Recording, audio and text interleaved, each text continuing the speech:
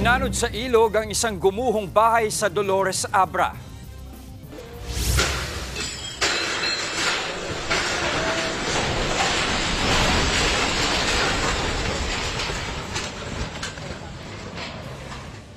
video, maririnig pa ang lagitik na mga bakal hanggang sa tuluyang bumagsak ang bahay. Maswerteng nakalikas na ang pamilyang nakatira sa bahay kaya wala namang nasaktan.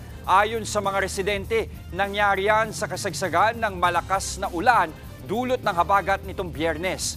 Tumaas daw ang ilog noon kaya lumambot ang lupang kinatatayuan ng bahay. Pinalikas na rin ang iba pang residenteng nakatira malapit sa ilog. Mga kapatid, Jess De Los Santos po ang inyong kasangga sa paghahatid ng balita para sa may alam at may pakialam. Para sa tuloy-tuloy na makabuluhang balitaan, mag-follow at mag-subscribe na sa social media pages ng News 5.